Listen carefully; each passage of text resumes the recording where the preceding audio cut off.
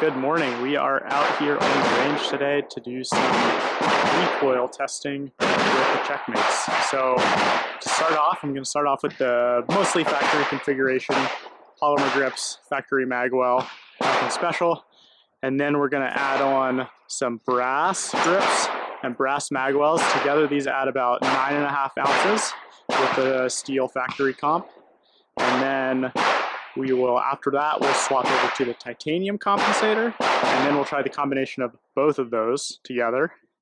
And then we have my backup gun, freshly back from CZ Customs, and it has two 3/16" popple holes. So we're going to test that, and then our final test will be the gun with the popple holes and the brass weights.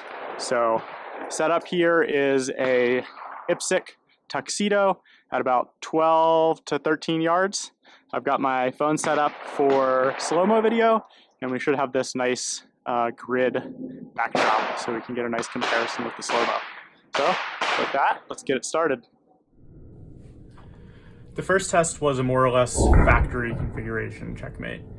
In this configuration, the gun tends to return a little bit high.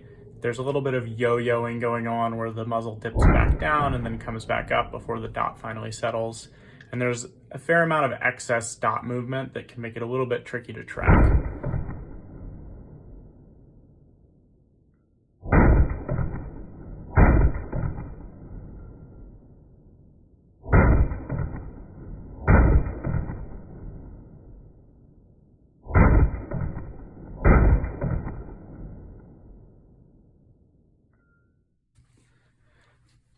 In the second test, I swapped the polymer grips and aluminum magwell for brass ones. This didn't have a huge impact on the overall magnitude of recoil, but it did seem to make the dot settle a little bit faster and move a little bit more smoothly, which made it easier to track.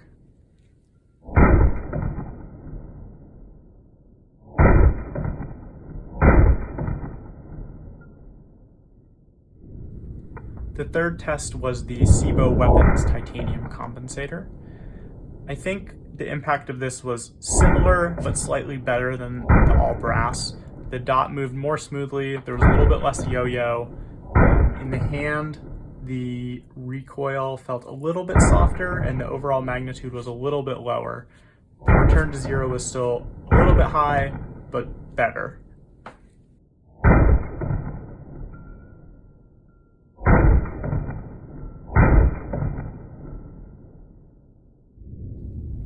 The fourth test was adding the brass components back on with the titanium compensator. I think this was a marginal improvement over the titanium compensator on its own. The dot was just moving a little bit more gently, and there was a little bit less yo-yo on the return to zero.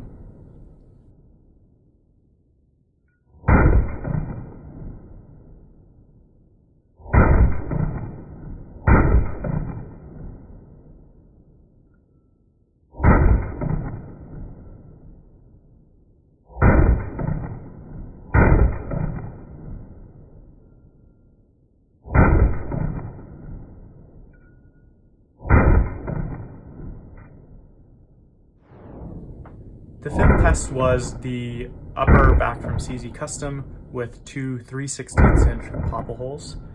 I think this did a very good job of helping the gun return right back to zero and not settle in high.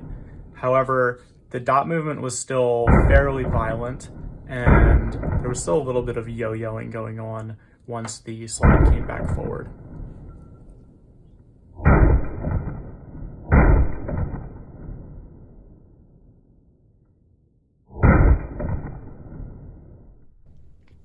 The final test was the upper with popple holes paired with the brass components. This kept the really nice return to zero from the popple holes, but helped smooth out a lot of the excess dot movement that was going on and minimize the amount of yo-yoing once the slide returned to battery.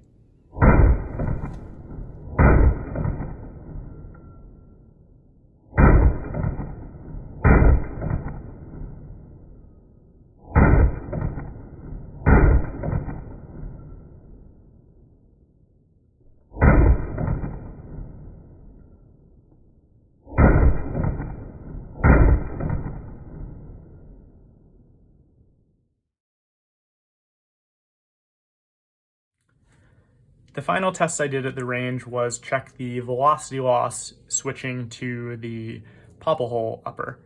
So from the primary gun, the 115 grain bullet was going about 1,485 feet per second, which is 171 power factor.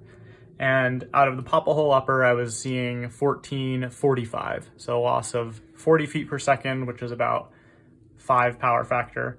So still making major around 166, but I definitely will bump up my next batch of reloads by probably about 0.2 grains of HS6 would be my guess, and that should get me right around 170 power factor, which is where I like to sit for chrono safety.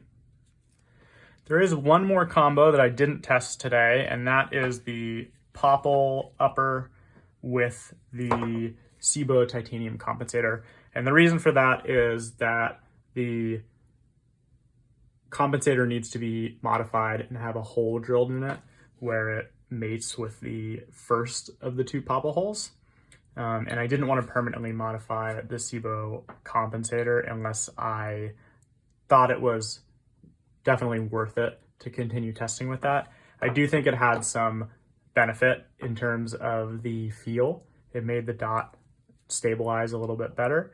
And I also think having less weight out front of the gun helps a lot with the feel of the transitions, and also shifts the balance point of the gun back, which can help a fair amount with that yo-yoing effect that I've seen with the more front-heavy steel comp setup. So I think I will go ahead and modify this Sebo comp, similar to the way this one's done, so that I can run it with the popple upper.